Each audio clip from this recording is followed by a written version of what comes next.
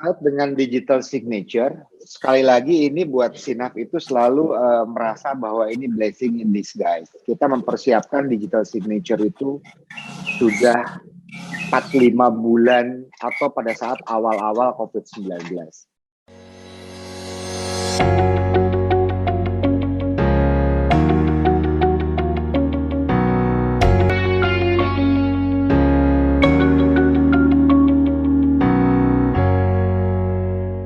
Pandemi COVID-19 telah memukul perekonomian dunia. Sebagian besar industri yang selama ini menyokong pertumbuhan ekonomi Indonesia juga terkena dampaknya. Untuk tetap survive, perusahaan perlu melakukan upaya khusus. Hal inilah yang dilakukan oleh manajemen PT CIMB Niaga Auto Finance atau SINAF dengan melakukan transformasi digital dalam kegiatan usahanya. Untuk mengetahui strategi SINAF bertahan di masa pandemi, tim redaksi media asuransi mewawancarai Presiden Direktur PT CIMB Niaga Auto Finance Ristiawan Suherman. Berikut petikan wawancaranya.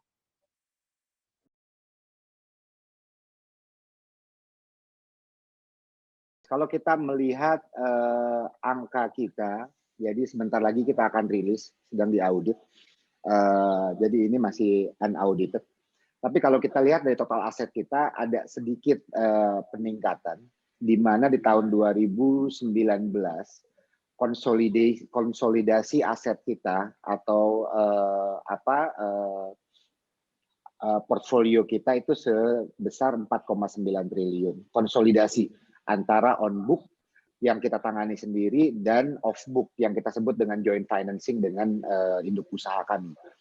Di tahun 2020 konsolidasi aset kita meningkat ke level atau ke angka 5,5 triliun.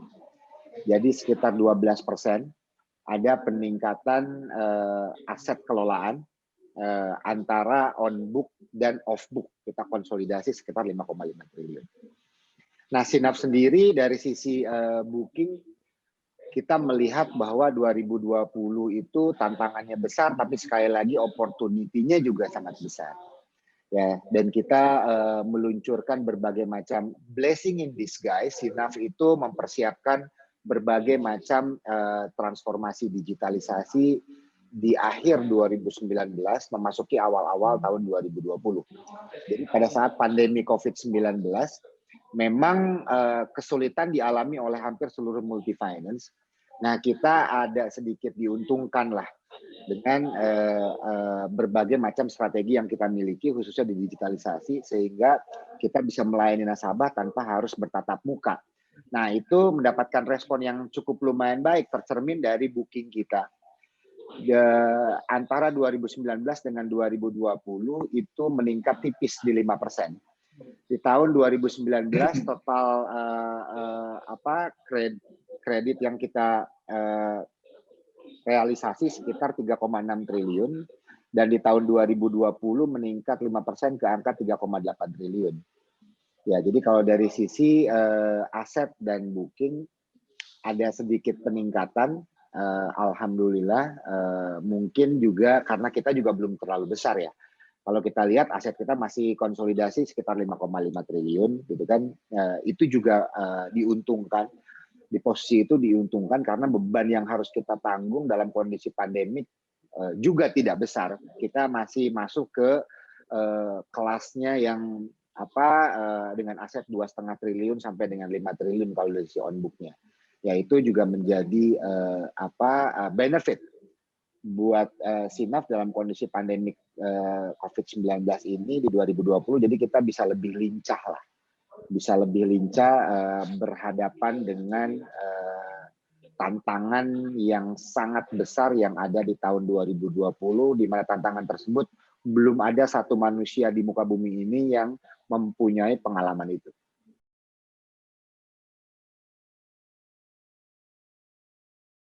Ya, kalau dari sisi NPF memang kita tidak bisa menghindari itu. Walaupun posisi per 2020 sebelum kita rilis performance-nya masih unaudited, angka NPF kita di angka 1,5%.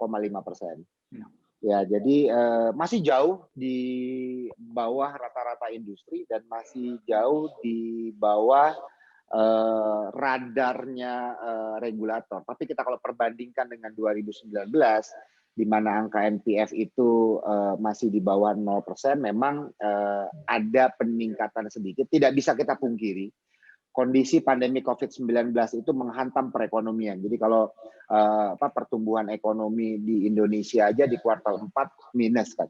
Makanya kita masuk ke dalam resesi. Karena dalam 3 bulan berturut-turut pertumbuhan ekonomi di Indonesia saja minus. Dan itu bukan terjadi di Indonesia, itu terjadi di seluruh dunia.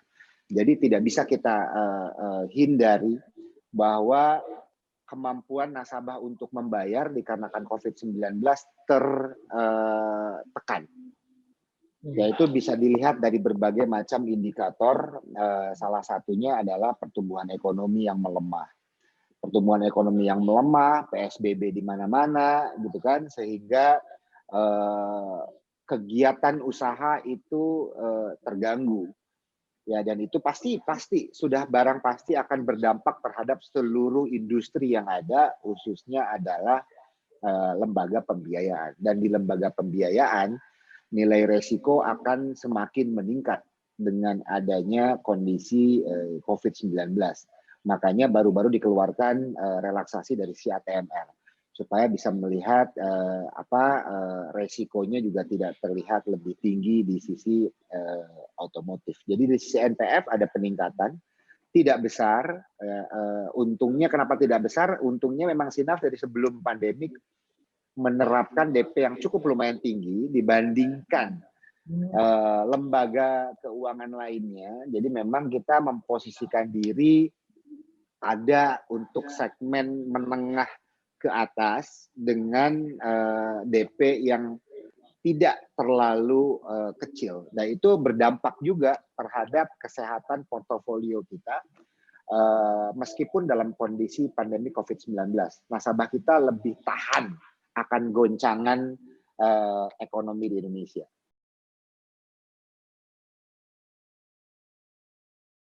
PPNBM itu membuat nasabah mendorong nasabah untuk atau merangsang nasabah untuk membeli kendaraan. Yang kedua adalah kalau saya lihat perhitungan ATMR itu merangsang bank untuk memberikan pendanaan terhadap multi finance. Dan yang ketiga, penurunan bunga itu adalah merangsang nasabah untuk mengambil secara cicilan. Jadi memang tiga itu sangat berkaitan. Ya, tiga itu sangat berkaitan. PPNBM akan menurunkan harga unit kendaraan atau kita sebut dengan OTR. Lalu perhitungan ATMR akan merangsang bank untuk memberikan pinjaman terhadap perusahaan pembiayaan. Dan suku bunga penurunan akan merangsang nasabah untuk mengambil mentransaksi kendaraan secara pembiayaan. Jadi tiga stimulus ini memang dampaknya saya yakin akan cukup lumayan baik terhadap performa perusahaan pembiayaan di tahun 2021. Kalau kita lihat ada beberapa hal ya di Sinaf itu sendiri. Yang pertama, saya setuju stimulus ini akan lebih meningkatkan rangsangan nasabah untuk mulai bertransaksi di tahun 2021. Di mana tadinya kalangan menengah ke atas itu kan lebih cenderung untuk tidak bertransaksi, taruh uang aja di bank tapi tidak bertransaksi. Mudah-mudahan dengan stimulus ini akan ada. Yang kedua tadi saya bilang vaksinasi itu akan membuat kita semakin confidence. Ya, yang ketiga kita sendiri menanggapi hal tersebut, kita melakukan berbagai macam cara untuk supaya kita bisa tumbuh di tahun 2021 tetapi dengan bertanggung jawab. Rencana kerja kita bisa mencairkan realisasi, kita bisa melakukan realisasi kredit di atas 15 sampai dengan 20% sesuai dengan angka yang kita submit ke OJK.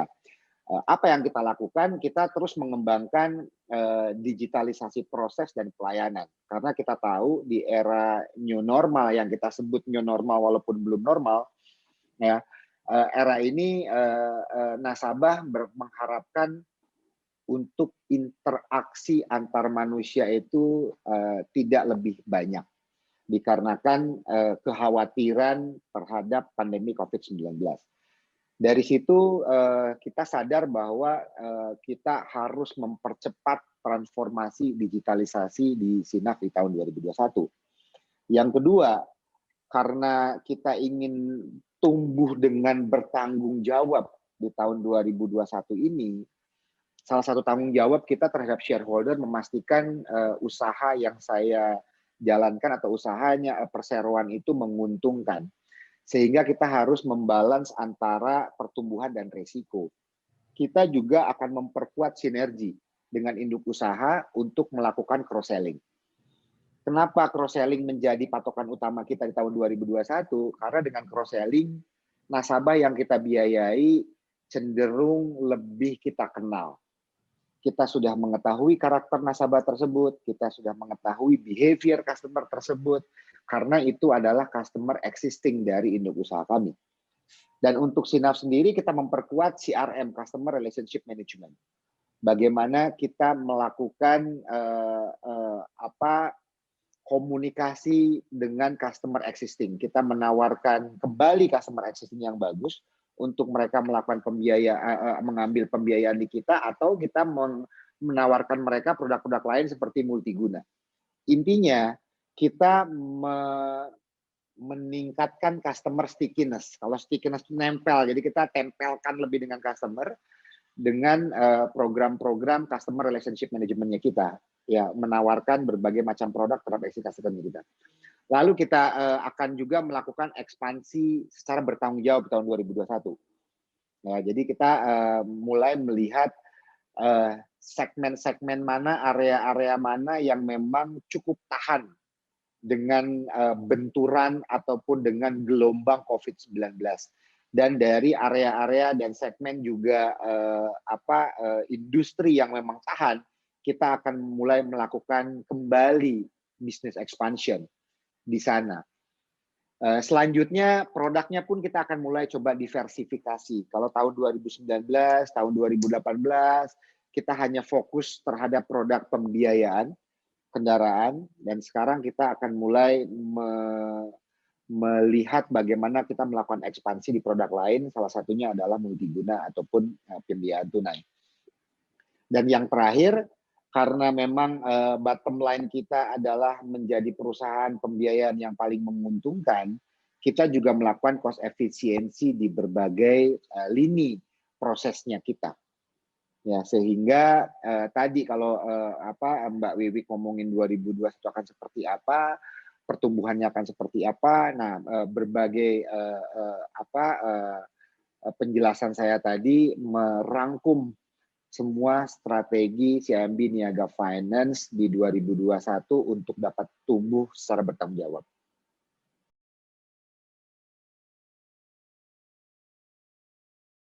Dengan digital signature, sekali lagi ini buat Sinaf itu selalu merasa bahwa ini blessing in disguise. Kita mempersiapkan digital signature itu sudah 4-5 bulan atau pada saat awal-awal COVID-19.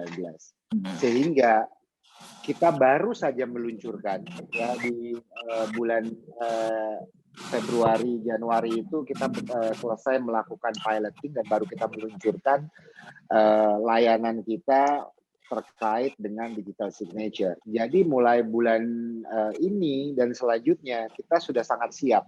Dan kita lagi setelah misalnya pandemi COVID-19 ini, kita sih mengharapkan OJK akan menerapkan digital signature itu menjadi aturan yang tetap dan boleh dipergunakan oleh perusahaan pembiayaan. Karena kalau buat saya di samping menurunkan kekhawatiran nasabah terkait dengan COVID-19, kalau kita melakukan interaksi face to face, karena juga kita ingin menurunkan masyarakat yang terpapar COVID-19, sehingga face to face kita harus perkecil lagi, tapi di luar dari situ itu akan membantu industri untuk melakukan cost efisiensi dari sisi kertas-kertas yang harus ditandatangan dan dari sisi staff kita yang memang membutuhkan biaya untuk bertemu dengan nasabah. Jadi kalau menurut saya ini akan menjadi tools yang cukup lumayan baik terhadap industri untuk semua hal, dari mulai kesehatan, dari mulai cost efisiensi, bahkan kalau buat saya segmen nasabahnya juga jadi segmen nasabah yang akan meleng terhadap gadget lah. Kalau kita melihat angkanya, ini masih unaudited mungkin sekali lagi, jadi mungkin belum secara resmi kita keluarkan. Tapi kalau unaudited numbers-nya di tahun 2019, walaupun aset kita tadi meningkat dari 4,9 ke 5,3 triliun, lalu nilai booking kita juga meningkat dari 3,6 triliun ke 3,8 triliun. Tapi dari sisi operational expenditure ataupun expense kita itu menurun. 2019 OPEX kita itu terrecord sebesar 371 miliar. Dan di tahun 2020 menurun sekitar 17,2% ke angka 307 miliar. Nah, itu mencerminkan bahwa digitalisasi sukses meningkatkan revenue atau meningkatkan aset kelolaan, tetapi tidak serta-merta linear diikuti oleh biaya yang harus kita keluarkan. Karena terlihat malah biayanya turun. Nah, ini yang kita sebut bahwa efisiensi itu, digitalisasi itu dapat menekan belanja ataupun biaya dari perusahaan pembiayaan.